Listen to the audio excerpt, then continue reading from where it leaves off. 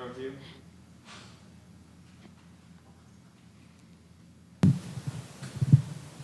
Where do you think Nico has improved the most when it comes to being decisive and getting through the progression of his reads? Yeah, just for any young quarterback, just getting unscouted looks each and every week, he's reacting to them quicker and quicker as it's going on. I think that's why you've seen on this back half of the season, he's completing passes at almost a 70% clip, hitting a bunch of big plays down the field. He's made a bunch of huge plays for us in these last couple games that we needed to get going and to go get in this playoff right here. So his attention to detail has never wavered. It's been the same since preseason into season. There's just nothing like game reps. There's just absolutely nothing like it. You can try to create it as much as you want, as much scrimmage, but man, it's just a different animal when there's live bullets going out there and you're getting completely different looks, and you got the play clock and you got everything going like that. So just him settling into all that, it's been really cool to see, and really bright future for him. So we're excited about that. We'll go Adam and Rob and Austin. Joey, I remember back in August you said you thought you would need all these wide receivers if you were going to make a playoff run, which you're here now.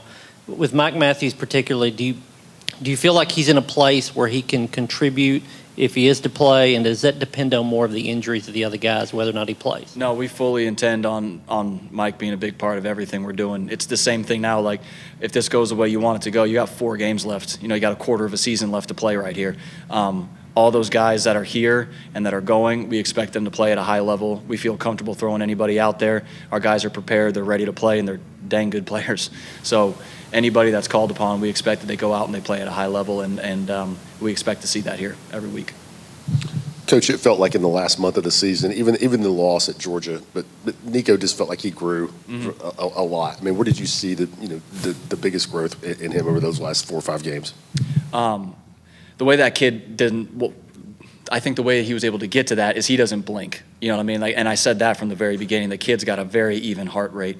But, man, his decision-making, and more than anything, his getting rid of the first read into the second, into the third, like he was getting all the way through stuff really quickly. That's why you were seeing, like you brought up the Georgia game, early in that game, like we're going 1, 2, 3, and that guy's getting the ball out, and we're hitting big plays all over the field. So you're just seeing him being able to make his decision-making, which was always good. He's even taking it to a higher level. So we're looking forward for that to keep growing for him.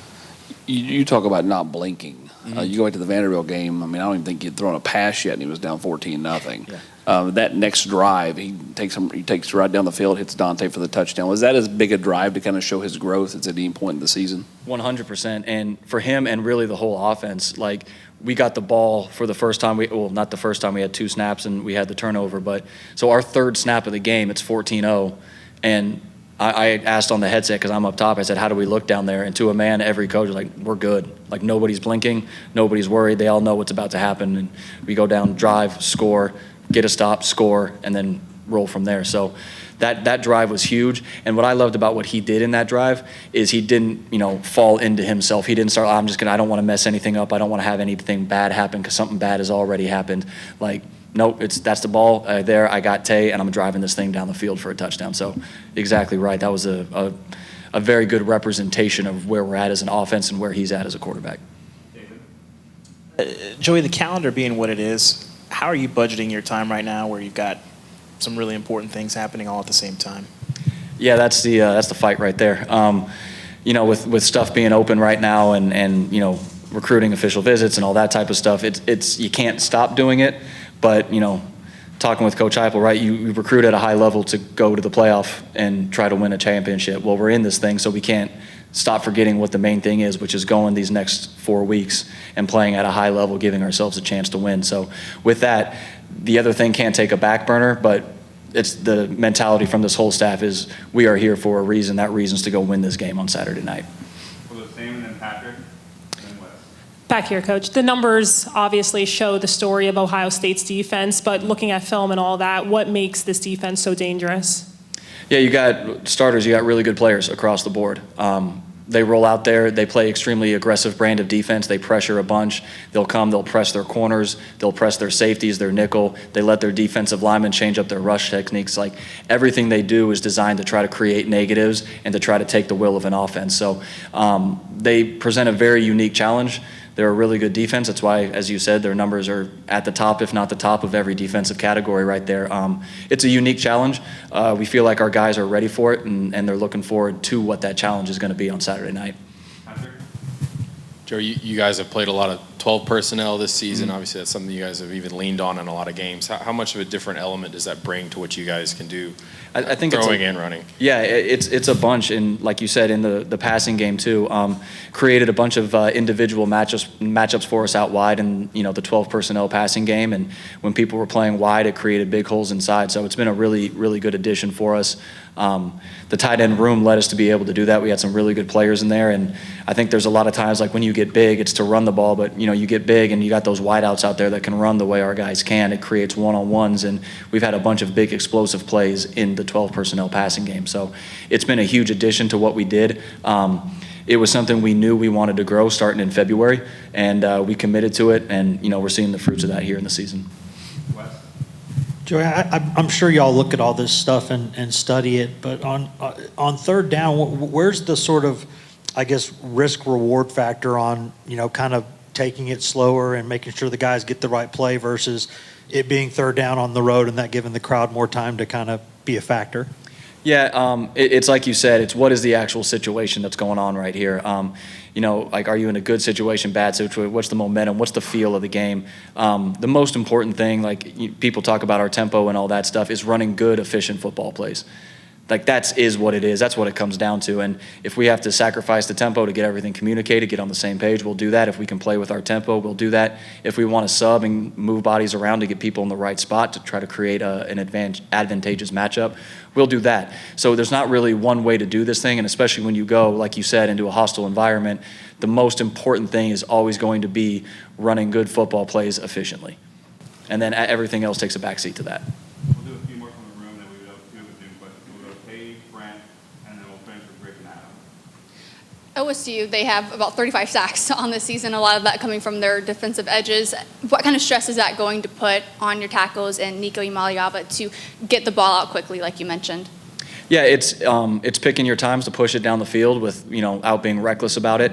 But they try to talk you out of pushing the ball down the field. They try to talk you out of playing aggressively. So we have to not allow that to be something that we're saying we're going to go play in a box now. But like I said from the very beginning, they got really good players, and they let them turn loose, and they go play them. That's the challenge with these guys. So our tackles know, our quarterbacks know, our whole offense knows what this is going to be on Saturday night. It's going to be a fight for 60 minutes. But we're looking forward to that opportunity and a chance to mix it up with these guys. Coach, how would you describe this year for you guys offensively? I mean, you went through the spell where you couldn't find points in the first half. Obviously, you've grown at the end here. And how much of going through the year that you've gone through helps this offense for what's getting ready to happen starting Saturday night and the run you hope to make? Yeah, what I was talking about with, the offense doesn't really blink. This team hasn't blinked when we've had tough situations. You start off the season and everyone's lighting the world on fire. And then the biggest thing for us as we were working through and we were having our first half struggles was, man, it was us, which was a positive thing as we were talking to the guys. Like, if it's us, if we're the issue, then, man, we can solve it. There was never an issue of being stopped. We were driving down the field and something would happen. And the biggest thing that we would talk about is we don't get to take our turn. Let's all make a concerted effort not to take our turn. That it's not going to be me on this one. And if we're all playing like that, then we're not going to have the self-inflicted wounds that end drives. Whether it was a turnover, whether it was a penalty, whether it was an MA, whatever it may be, just don't take your turn. You don't have to play stress. You don't have to play uptight. But man, play according to your fundamentals, play according to your teaching, and everything else takes care of itself. And that's what you've seen on the back half is we're just not getting in our own way as we get drives going anymore. You don't get in your own way, it's helpful. These defenses are too good. If you help them, it's really hard to stay on the field. Rick, and then we'll finish with Adam for questions in the room. Coach, how do you not let the weather affect what you want to do on offense?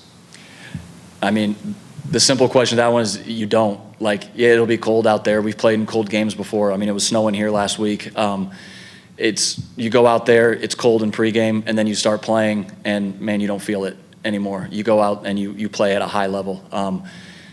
Should be good field conditions. It's not going to be like a wet track or anything like that. That is not something that we're harping on. Hey, it's going to be cold. You better be ready. Man, let's throw and catch the ball. Let's handle it well. Let's do good with our exchanges, quarterback, center, and quarterback, running back. And man, it's the playoffs. It's going to be cold everywhere. Let's go play. Like, if that ain't going to be a thing that slows us down now. I'm sure when Nico comes in here, he'll tell us he respects his opponent and all those sort of things. Ohio State is loaded personnel-wise. You mentioned they lead the country in almost everything. When you present the scouting report to Nico and it's that daunting, how does he react to Ohio State compared to how he would react to a UTEP or whatever else? There's not a difference in it. It's always, all right, what's the game plan? What are we attacking? What do we see? What do we want to do? How are we going to go win this ball game? Like, that's just what it is. And it has to be. Coach Hype has said it from the very beginning since we got here. Every week it's a nameless, faceless opponent. Like, that's what it is. That has to be the mentality. That's how you go on the road and win. That's how you win at home. That's how you don't have your slip-up games. It's a nameless, faceless opponent. You show up, you respect every opponent, and you respect them by preparing at a really high level. And then you go out, and on game day, you cut the thing loose. You don't play with any kind of reservations. Like, that is what it takes to go win against good football teams. So they're very good on defense. Man, let's go attack and see what happens. We do have one question from the Zoom from David Pascal from the Chattanooga Times Free Press. David, go ahead when you're ready.